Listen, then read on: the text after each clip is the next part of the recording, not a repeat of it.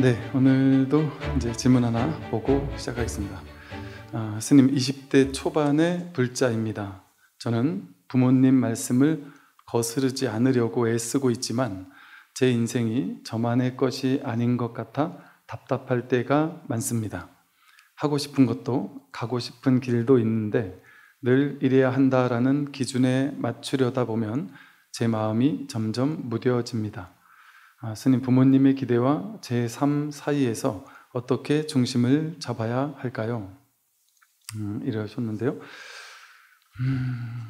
정답이 이렇게 정해져 있지 않겠죠. 정해져 있지 않은데 20대 초반이고 아직 부모님한테 용돈을 받아 쓰고 있으면, 그죠? 아직 독립을 못했고 아직 그러고 있다면 당연히 부모님의 말씀을 좀 잘 들어야 되겠죠. 어느 정도는 들으면서. 또 그렇다고 해서 모르겠어요. 이제 경제적으로 아직 독립을 못했다면 부모님 말씀을 나름 잘 들으면서 열심히 해야 될 것 같고, 내가 도저히 내 혼자서 뭔가 부모님이 너무 나를 예를 들어 좀 구속한다든지 내가 원하지 않는 방향으로 자꾸 가라고 하든지, 그러면 이제는 20살이 넘었으면 이제 말씀을 잘 들여서 이렇게 잘 조율을 해야 되겠죠. 근데 그래도 조율이 안 된다면 독립을 해야죠. 이제 경제적으로도 독립을 해야 자기 마음대로 그래도 좀 하게 하지 않을까 하는 생각이 들고, 아직 그렇게 경제적으로 독립하지 않았으면 어느 정도는 좀 부모님과 잘 조율을 해야 되는 부분이 있을 것 같아요. 그러나 이제 경제적으로 독립을 나중에 했음에도 불구하고 부모님과 계속 이런 것으로 부딪히거나 이런 일이 있으면 그건 좀 어느 정도 좀 때로는 단호하게 말씀드릴 필요도 있다고 보기는 해요. 왜냐하면 제가 가끔 상담을 해보면 30대, 40대가 됐는데도 불구하고 아직도 부모님 이 그늘 밑에서 못 벗어나는 분들이 계시고, 심지어 결혼을 해서 애까지 있는데 아내하고 상의를 안 하고 애들도 꽤 큰 거사님이신데 엄마한테 물어봐야 된다고 이러시는 어르신도 봤어요. 거사님, 연세가 꽤 되신 거사님인데도 그분을 보면서 야, 참 저 보살님 얼마나 힘드실까. 아직도 보살님하고 상의하는 게 아니라 엄마하고 상의를 해야 된다고 하는 분도 계시고, 또 요즘에 사회 문제가 좀 대두되기도 하잖아요. 진짜 뭐랄까 좀 30대, 40대가 됐는데도 불구하고 이렇게 종속되는 또 그런 경우들도 가끔 있는 것 같아요.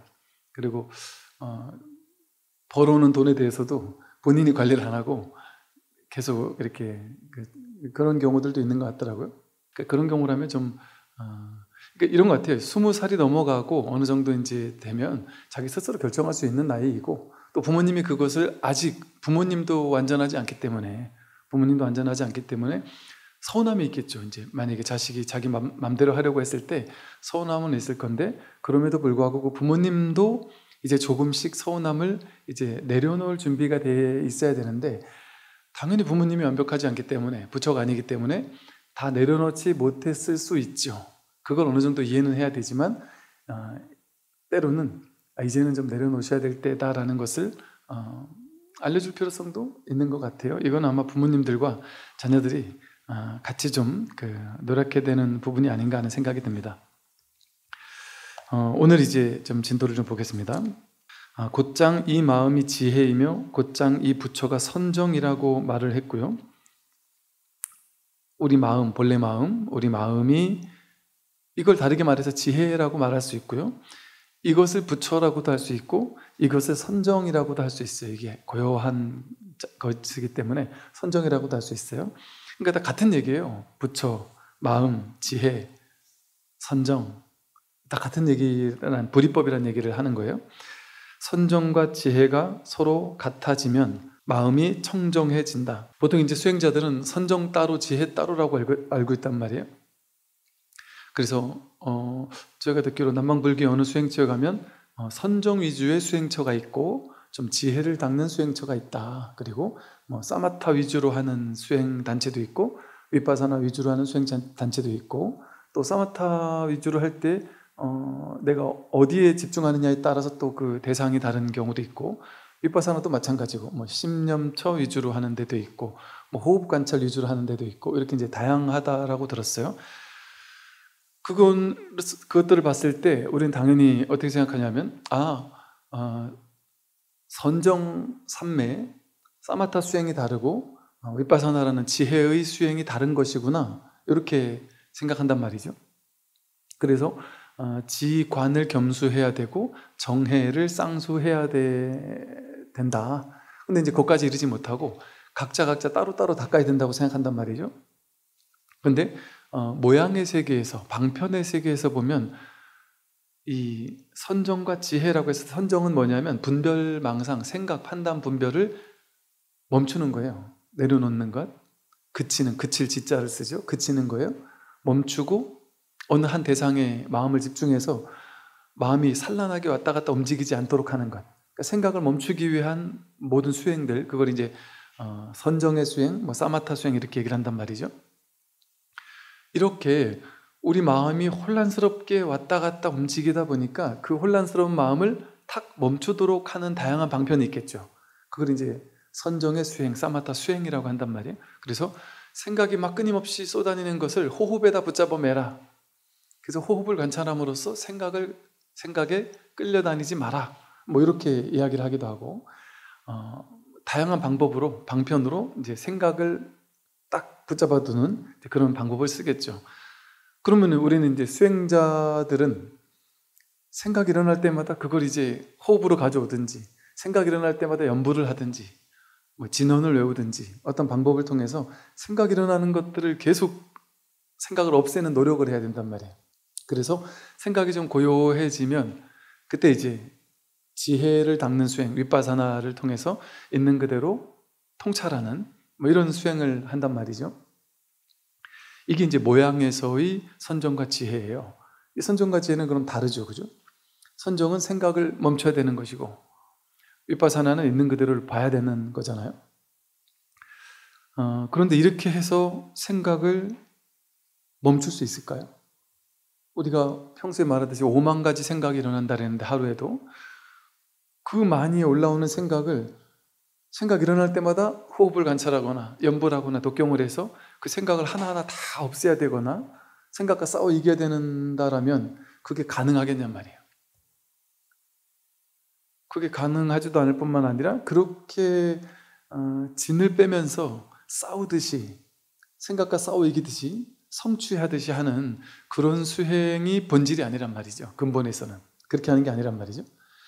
그래서 일반 수행에서는 선정은 이렇게 닦고 지혜는 이렇게 닦아라라고 얘기를 하거든요. 그런데 이제 선에서는 불이법을 이야기해요. 선정과 지혜가 둘이 아닌, 왜 불이법이냐면 진실, 이 세상의 진실은 오로지 하나뿐이기 때문에 그래요. 이 마음 하나뿐이기 때문에 마음에서 삼라만상 모든 것이 나왔단 말이에요. 이 마음에서 모든 생각, 판단, 분별들이 나왔어요. 그러면 이 마음에서 온갖 생각, 판단, 분별이 나왔는데 생각이 일어날 때, 무수히 많은 생각이 일어날 때 그 생각을 전부 다 없애고 하려면 쉽지 않단 말이에요. 그럼 간단한 단박에 끝내는 방법이 있단 말이죠. 그 모든 생각들을 다 없애버리는 것이 아니고 그 생각이 무엇인지, 생각의 본질이 무엇인지를 꿰돌아 보는 거예요. 깨닫는 거예요. 그래서 생각이 일어날 때마다 생각을 없애야 되는 게 아니라 생각이 일어나더라도 일어나는 바가 없구나. 생각은 바로 이 마음에서 올라오는, 인연 따라 올라오는, 그러니까 바다 위에 인연 따라 생겨나는 파도처럼 생각은 파도와 같은 것이구나. 그러면 파도가 칠 때마다 파도를 없애야 되는 게 아니라 파도가 있는 그대로 파도의 본성이 바다임을 깨달으면 된단 말이에요. 생각이 아무리 많은 생각이 일어나도 그 생각이 어디서 나왔냔 말이에요. 이 우리 본래 마음, 여기서 생겼다 사라졌다 한단 말이죠. 그래서 생각의 출처, 생각이 이 우리 본래 마음이라는 여기서 나왔다. 그럼 이 본래 마음이라는 이것은 뭐냐? 이게 바로 우리가 뭐 공짜리라고도 한단 말이에요. 뭐가 있어서 나오는 게 아니란 말이죠. 그 여기서 나온 모든 생각들은 똑같이 뭐가 실체가 있는 게 아니란 말이에요. 인연 따라 그냥 인연 가합으로 거짓으로 그냥 생겨난 듯 보이고 사라지는 듯 보일 뿐이지 일어나도 일어난 바가 없어요. 우리 본성을 깨닫는다면, 이 본래 마음을 확인한다면, 본래 마음 여기는 시끄러운 게 없기 때문에. 그래서 파도를 보고 파도를 없애야 되는 게 아니라 파도가 곧 바다인 것을 깨달으면 된단 말이죠. 그러면 파도를 없앨 필요가 없어요. 파도가 아무리 거칠게 올라와도 상관없습니다. 파도가 그대로 바다니까. 그래서 파도의 모양에 쫓아다니는 게 아니라, 그래서 이런 모양으로 바꾸고 저런 모양으로 바꿔야 되는 게 아니라, 이 생각 저 생각으로 바꿔야 되는 게 아니라, 혹은 생각을 없애야 되는 게 아니라, 파도가 치더라도 그대로 언제나 바다듯이, 한결같이 바다듯이, 어떤 생각이 올라오더라도 한결같이 마음의 일이란 말이에요. 아무 일 없는 공한. 이 사실을 깨달으면 생각은 올라와도 상관없어요.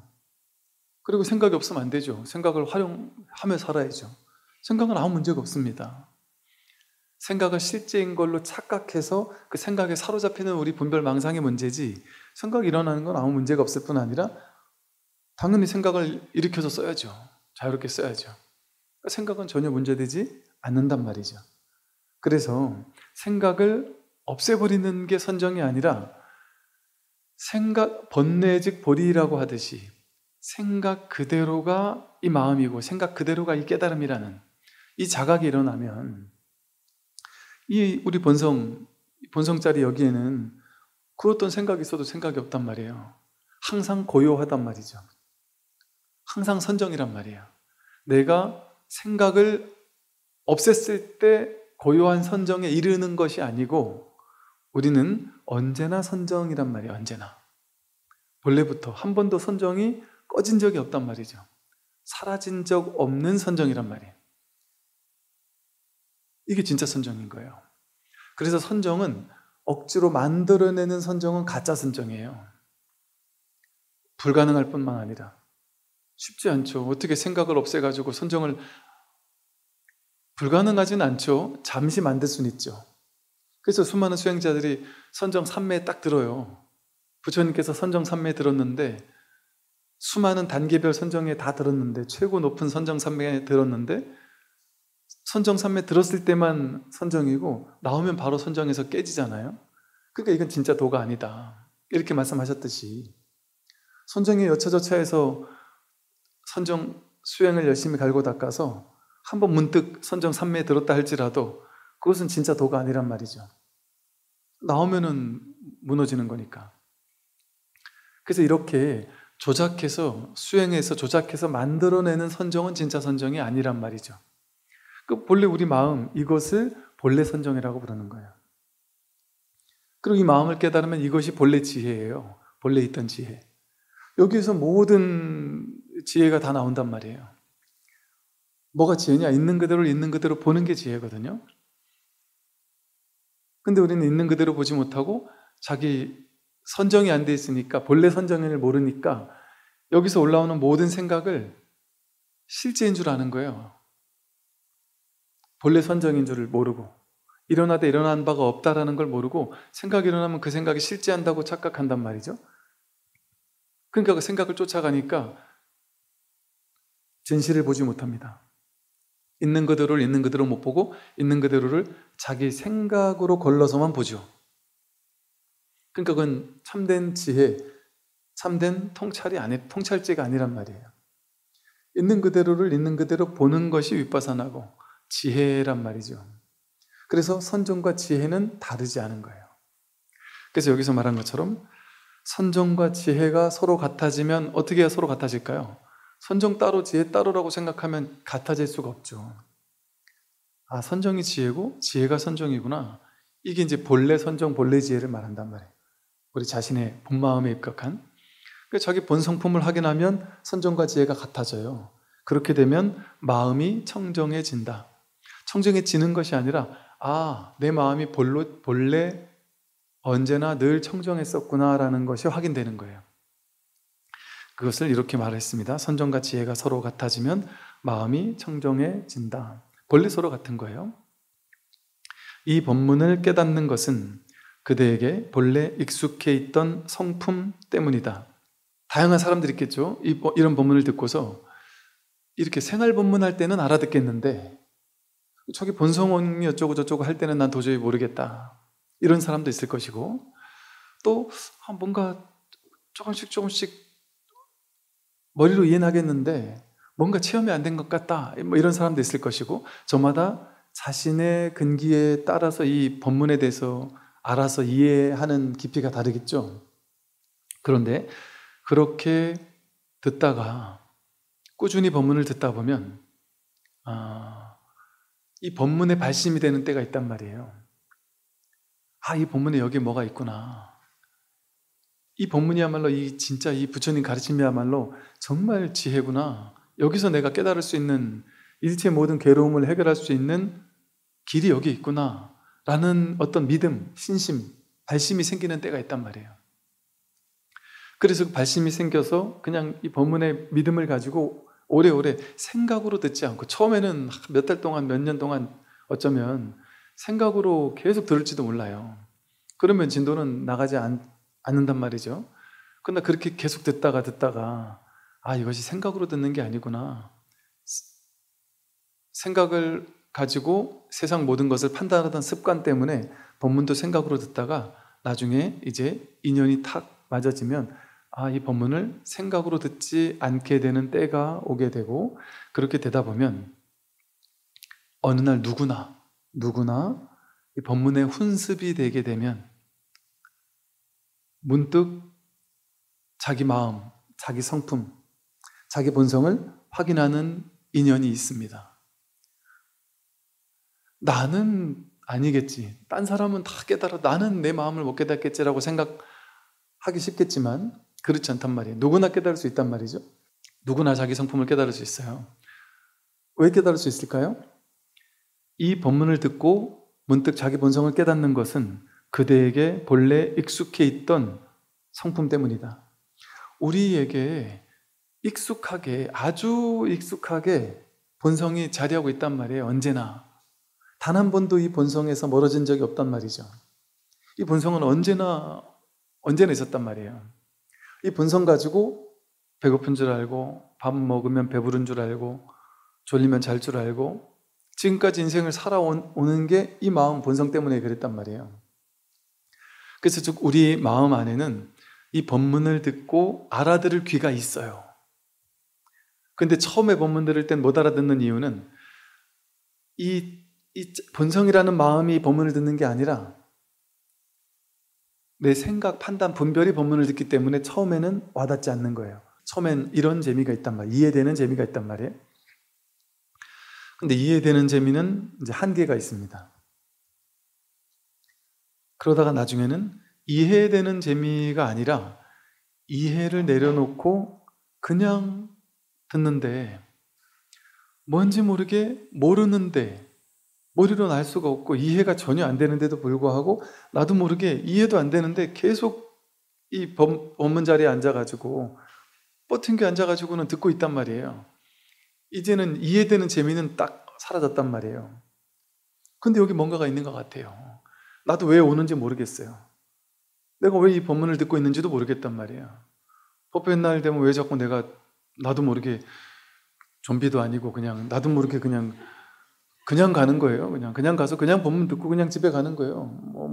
밑도 끝도 없이, 이유도 없이. 왜 그런지 아세요? 이유를 알려고 애쓸 필요 없어요. 너 왜 가? 거기 맨날 왜 가니? 절에. 거기 축원을 잘해줘? 뭘 잘해줘? 그런 것도, 축원도 없어. 기도도 없어. 근데 왜 가? 근데 알려고 할 필요가 없어요. 몰라요. 이때가 이제 나는 모르겠어요. 왜 가는지. 내가 이 법문을 왜 듣는지도 모르겠어요. 아르마리는 아는 게 없단 말이에요, 이제는. 근데 이때는 이제 뭐가 작동을 하는 거냐 하면 여기서 말하듯이 그대에게 본래부터 있던 이 익숙하던 각자 자기 안에 자기 성품이 누구에게나 다 있단 말이에요. 그 성품이 자기가 자기를 그리워하는 거예요. 우리 안에 있는 성품이 나의 고향, 나의 근원인 본성을 드러내는 본문을 들으면 나도 모르는 내 안에 깊은, 깊다고 말할까요? 아직 드러나지 않았다는 측면에서는 깊은 내 안에 있는 이 불성을 드러내는 본문을 들으니까 반가운 거예요. 근데 분별심은 이게 뭔지를 몰라요. 분별심은 이게 뭔지도 내가 누군지도 모르고 저 본문이 뭔지도 모르죠. 내 안에 있는 법이 저 법을 드러내는 직지하는 본문을 듣고 싶은 거예요. 법과 법이 공명하는 거예요. 거기는 나라는 아상과 에고가 붙을 자리가 없단 말이에요. 그러니까 나는 지금 뭔 일이 일어나는지를 알 수가 없어요. 그러니까 나라는 에고는 본문이 이해되는 것도 없고 이해 안 되는 것도 없고 내가 왜 가는지도 모르겠고 본문을 들어서 뭐 하려고 하는지도 모르겠고 누가 물어보면 모르겠네.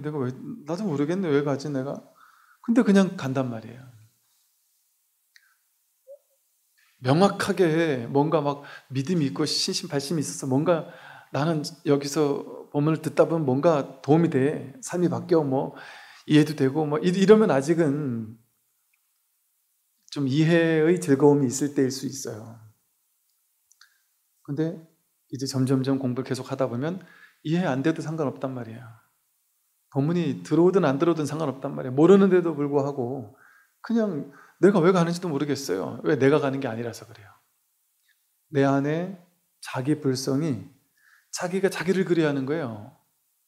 우리가 왠지 모르게 나이가 들면은 타지에 나가가지고 막 돈 벌고 성공하고 살다가도 왠지 모르게 나이가 들면 고향에 깃들고 싶잖아요. 또 왠지 모르게 자연 속에 깃들고 싶잖아요.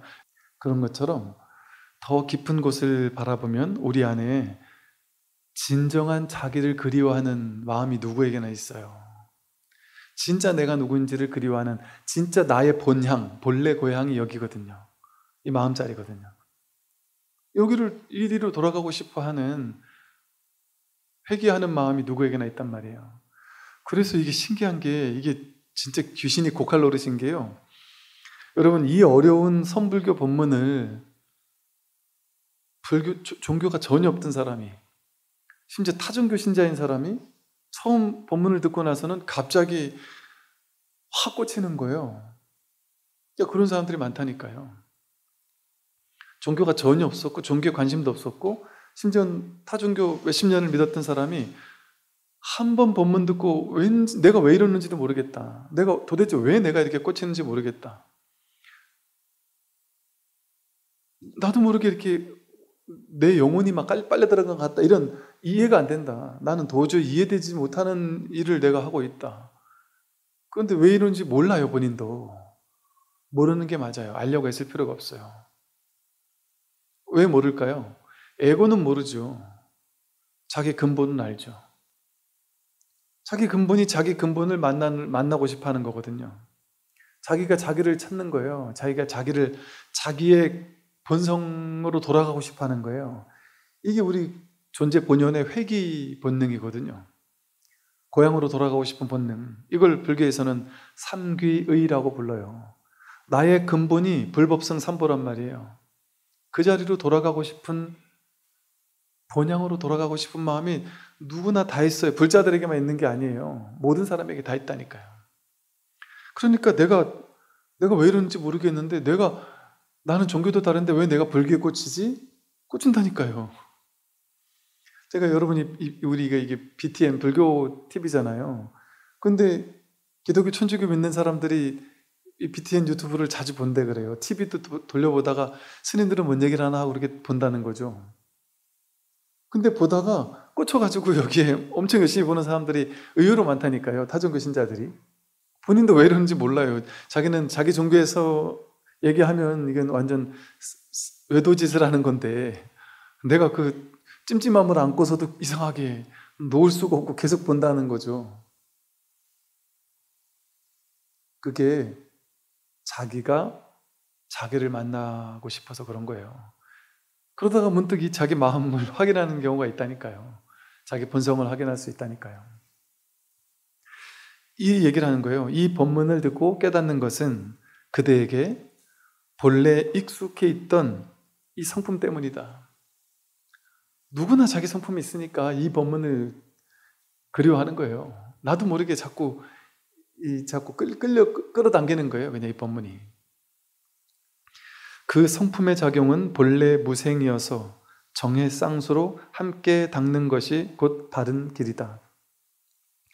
이 성품의 작용은 본래 무생이다. 무생. 우리 불교에서 무생법인 이런 말 하잖아요. 무생은 생겨난 바가 없다. 이 성품은요, 이 성품 작용은 불생불멸이란 말이에요. 생겨나는 바도 없고 그렇기 때문에 사라질 수도 없는 거예요. 무생법인이에요. 나고 죽을 수가 없어요. 여러분, 나는 나고 죽잖아요.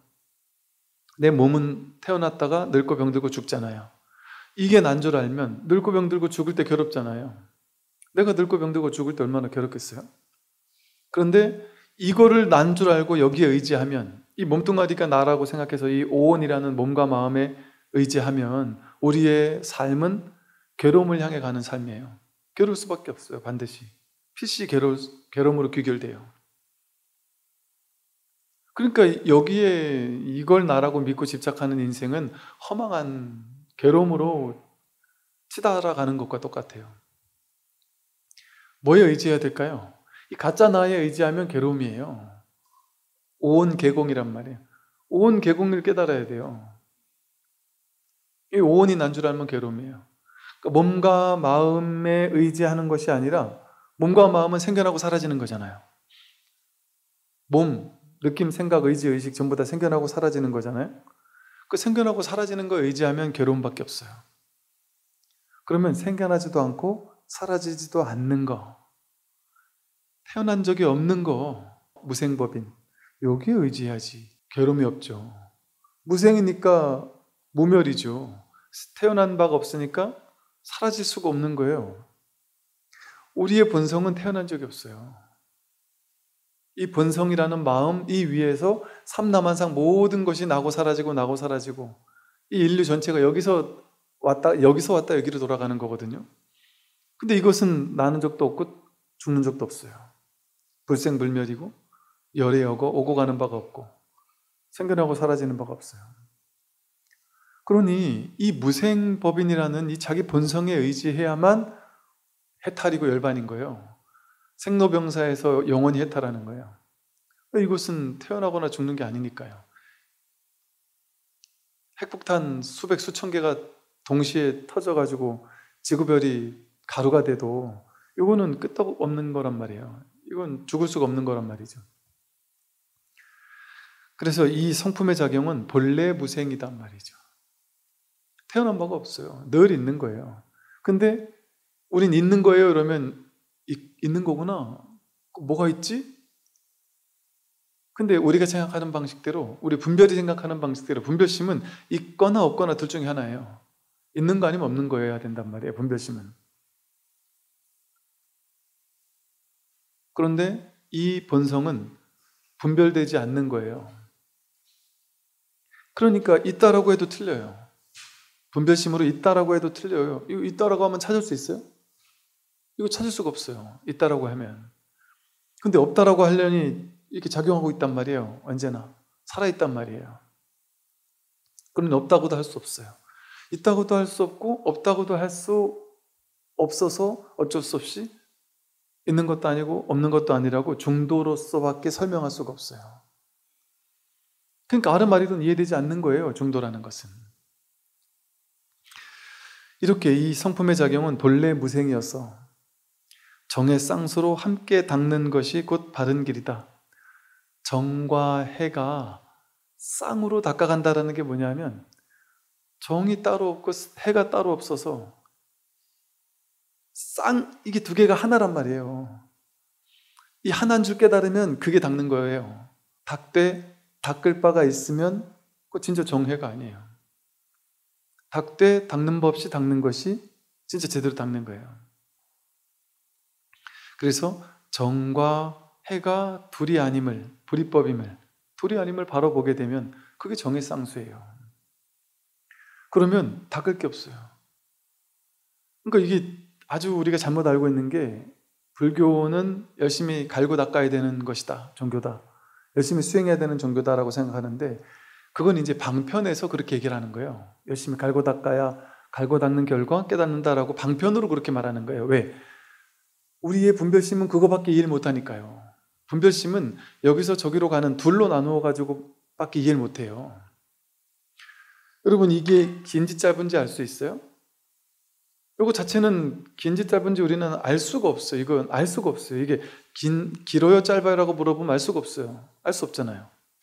근데 이걸 알려면 바로 옆에 둘로 나누어 가지고 이것과 이것을 둘로 나누어서 딱 둘로 만들어 놓으면 곧장 우리는 알 수 있게 돼요. 아는 상태가 돼요. 아, 이거 기네. 둘로 나누니까 바로 답이 나오잖아요. 이렇게 둘로 나누어야만 아는 상태가 된단 말이에요. 근데 둘로 나누지 않으면 알지를 못해요. 알 수가 없어요. 그래서 진짜 지혜는 둘로 나누지 않는 길이에요. 둘로 나누지 않게 되면 이 불이법을 깨닫게 되면 그 어떤 것도 둘로 나누지 않게 돼요. 둘로 나누지 않게 되면 여기서 저기로 갈 필요가 없죠. 둘이 아니니까. 여기와 저기가 따로 없으니까요. 그러면 내가 부처가 돼야 될 일이 아니죠. 나와 부처가 둘이 아니라면 내가 부처가 갈고 닦아서 부처가 돼야 될 필요가 없잖아요. 여기에서 저기로 가야 될 필요가 없잖아요. 여기서 저기로 간다라는 건 이 둘로 나누어야 이해하는 아르마리를 충족하기 위해서 어쩔 수 없이 하는 방편인 거예요. 저기 깨달음의 언덕이 있으니까 저 깨달음의 언덕으로 가세요 하면 바로 이해가 되잖아요. 바로 이해가 되잖아요. 이렇게 예를 보면 긴지 짧은지 모르지만 둘로 나누면 바로 아, 얘는 기네 하고 알듯이 이 공부를 바로 얘기를 하면 불이법을 얘기해버리면 지금 내가 부처다 이래버리면 아무도 마치 법화경에 그 집 나간 자식의 비유처럼 40년 만에 집에 찾아온 아들을 보고서는 아빠가 또 내 아들이야 이랬더니 아들이 도망가잖아요. 그러니까 너가 바로 부처야, 너가 바로 부자고 너가 바로 여기 주인이야 이렇게 둘이 아니다라고 얘기를 해주면 도망간단 말이에요. 중생들은 이해가 안 되니까 분별이 받아들이지 못하기 때문에요. 그래서 둘로 나눠야 돼요. 너는 거지고 나는 부자야. 너는 내 아들 아니야. 너는 하찮은 존재고 나는 여기 주인이야. 이렇게 둘로 나눠놔야 돼요. 그러니까 내가 너한테 월급 줄게. 너 똥 치우는 일을 좀 해라. 그러면 이제 신난다고 와서 한단 말이에요. 우리 분별이 그 구조로 이루어져 있단 말이에요. 그러니까 지금 여기서 우리에게 내가 부처예요. 여러분이 부처예요. 갈고 닦을 필요가 없습니다. 수행할 필요가 없습니다. 한 발도 갈 필요가 없어요. 노력하는 게 아니에요. 수행하는 게 아니에요 라고 얘기하면 그 법화경의 비유처럼 도망간단 말이에요. 전부 다. 그러면 도망가지 않게 하려면 어떻게 해야 돼? 둘로 나눠야 돼요. 여러분은 중생이에요. 부처 아니에요? 중생이에요. 그리고 여러분이 부처가 되려면 저 부처님 세계로 가려면 한참 열심히 가야 돼요. 열심히 가려면 가는 길이 있고 방법이 있잖아요. 어떤 방법을 써서 가면 되고 뭘 타고 가면 되고 열심히 어떤 노력을 해서 가면 되고 어떤 수행을 하면 저까지 갈 수 있다. 이렇게 둘로 나누어 가지고 이런 수행을 하면 저까지 갈 수 있습니다 라고 얘기를 해야 분별심이 이해를 한단 말이에요. 도망치지 않고. 그러니까 그렇게 여전히 분별이 살아있는 사람들, 중생들에게 어쩔 수 없이 방편을 쓴 거예요. 그 방편으로서 열심히 갈고 닦아야 돼요 라고 말했던 거예요. 그런데 이제 이 불이법에 대한 안목이 조금 열린 사람에게는, 방편이 필요 없는 근기가 좀 성숙된 사람에게는, 이 선의 법문을 들을 만한 귀가 열린 사람에게는 방편을 이제 뺏어줘야 된단 말이에요. 언제까지 죽을 때까지 방편만 주면 되겠습니까? 죽을 때까지 애들 장난감만 계속 주면 되겠어요? 그 아들이 여기 와서 똥 치우는 일을 하고 있는데 그 아들 죽을 때까지 계속 똥만 치우라고 그러고 아빠가 그냥 꼭각 죽으면은 걔는 자기가 이 집 주인인지 모르고 계속 똥 치우는 일만 할 거 아니에요. 꼭 큰일 날 일이죠. 방편만 계속 줘서는. 방편을 주는 이유는 언젠가는 얘기하려고 란 말이에요. 그래서 그 법화경에 비유해서 아버지가 돌아가실 때쯤 되어서 그 아들이 똥 치우다가 점점점 높은 일을 하다가 이제 우리 집안에 그 세무회계 같은 거, 총무 역할 같은 거를 줘가지고 얘가 이제 어느 정도 알아듣겠다 싶을 때쯤 돼서 아버지가 얘기했단 말이에요. 사람들 불러놓고는. 사실은 제가 내 아들이다. 그랬더니 그제서야 그 아들이 받아들였단 말이에요. 아, 내가 열심히 해서 이런 집을 놔도 나중에 부자가 돼야지가 아니고, 아, 내가 이걸 확 받아들이면 곧장 단박에 이게 내 거잖아요. 이 전체 집이 다 내 거잖아요. 내가 부자잖아요. 이게 훅 받아들여 버리면 이게 바로 내가 부처라는 게 그냥 곧장 자기가 부처가 된단 말이에요. 근데 이걸 확 받아들일 아직 신심이 없단 말이에요, 우리에게. 그런 사람에게만 방편을 주는 거예요. 그리고 곧장 설해야 돼요. 불이법을. 수행할 바가 없다라는 사실을. 수행해서 깨닫는 게 아니다. 본래 깨달아 있다라는 사실을, 이 충격적인 사실을 얘기를 해야 된단 말이에요.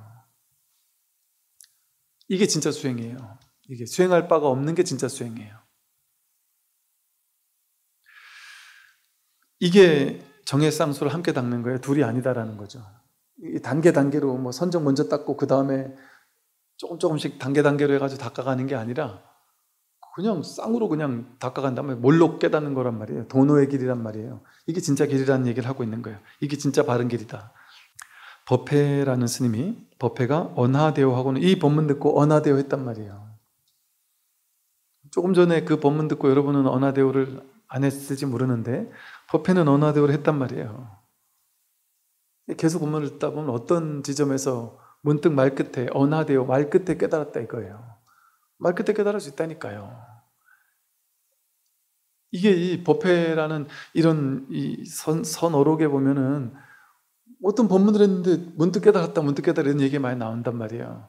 그럼 우리는 한편으로는 부럽고 한편으로는 이해가 안 되고 어떻게 저게 가능해? 라고 얘기할 거예요. 근데 이게 우리 일이 된다니까요. 그렇게 도저히 죽어도 모르겠다가 너무 아무것도 아닌 데서 이거란 말이야? 어떻게 이럴 수가 있지 하고 너무 쉽게 그냥 확인이 된다니까요. 그걸 언하대오라 그래요. 말끝에 크게 깨닫고는 개송을 지어 찬탄하였다. 곧장 이 마음이 원래 부처이거늘. 곧장 이 마음이 원래 부처란 말이에요. 이 마음이 원래 부처이거늘 깨닫지 못하여 스스로 어긋났을 뿐이네.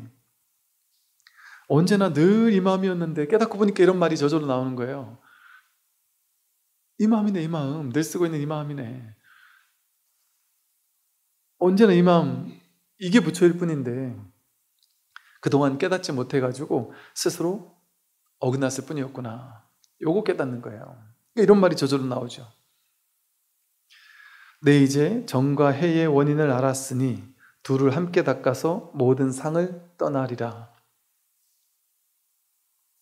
이걸 깨닫는 게 둘을 함께 닦는 거예요. 둘이 아닌 게 이게 진짜 닦는 거거든요. 그렇게 되면 저절로 일체 모든 상을 떠나게 된단 말이죠. 왜 그럴까요? 모든 상이 여기서 나왔으니까. 모든 모양의 출처가 여기란 말이에요. 모양은 그냥 인연 따라 생겨나고 사라지는 거예요. 여기서 그냥 생겨나고 사라지는 것뿐이에요. 그 모든 것이 이 한마음에서 다 나왔단 말이에요. 이 삼라만상 모든 것의 출처가 여기란 말이에요. 실제 자기 삶의 경험으로 보면 세상 모든 것이 여기서 일어나고 여기로 돌아가요. 여러분 생각 일으키면 생각이 많아 이러잖아요. 생각이 없던 생각이 호련히 여기서 이렇게 일어나죠. 그죠? 어딘지 몰라요. 어딘지 모르니까 여기라고 표현을 한 거예요. 근데 여기 가까운 어딘가에서 한 생각이 이렇게 일어나죠. 그리고 그 생각의 모양이 있죠. 상이 있잖아요. 생각은 좋은 생각 있고 나쁜 생각 있고 이런 생각 있고 저런 생각 있잖아요. 온갖 생각이 분별상으로 어떤 모양을 가지고 생각이 떠오르죠. 그죠? 그게 상이에요. 모양으로 떠올랐다가 잠시 후에 그 생각이 없어지죠. 그리고 또 다른 생각이 일어나죠. 그렇게 일체 모든 생각은 눈앞에서 생각이 일어났다 사라지고 일어났다 사라지잖아요. 이렇게 그 생각이 있는 게 아니라 그 생각에 대한 모양이 여기 이 마음 바탕에서 이렇게 비춰지는 거죠. 드러나죠. 여기서 이렇게 비춰지고 이리로 또 사라지잖아요. 소리가 날 때, 어떤 소리가 날 때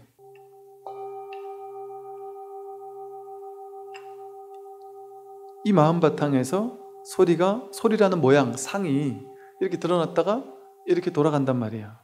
사라진단 말이야. 어딘지 모르겠어요. 이 소리가 드러난 지금 이 바탕, 이 허공과 같은 바탕에 이 마음이 저절로 알아차리잖아요. 이 소리를 알아차리고 있잖아요. 이 허공같이 저절로 알아차리는 이거 내가 애쓴 거 아니잖아요. 애써서 알아차리는 거 아니잖아요. 저절로 드러나고 있는 이 비추는 마음, 이 마음 바탕 위에서 이 소리가 이렇게 드러나고 또 사라지잖아요. 아까 생각이 일어났다 사라지듯이 소리도 그렇게 일어났다 사라지잖아요. 삼라만상이 전부 다 이렇게 생기고 이렇게 사라지는 거 아니에요? 눈앞에서 이렇게 생기고 이렇게 사라지는 거죠, 전부 다. 근데 우리는 생겨나고 사라지는 모양을 쫓아다니죠. 근데 모든 것이 여기서 드러나고 여기서 사라지잖아요. 이 바탕에서. 이 모든 것이 드러나고 사라지는 이 근본 바탕, 이 출처, 이 마음을 확인하는 거죠. 요거 하나 깨달으면 여기서 드러난 모든 모양은 보이는 거든 들리는 거든 뭐 냄새 맡아지는 거든 맛보든 거든 모양이든 뭐 전부 다 상일 뿐이죠. 그 모든 모양 속에서 모양 아닌 이 마음을 확인하는 거예요. 이 마음 하나가 진실한 거예요. 오늘 여기까지 말씀드리겠습니다. 말씀하십시오.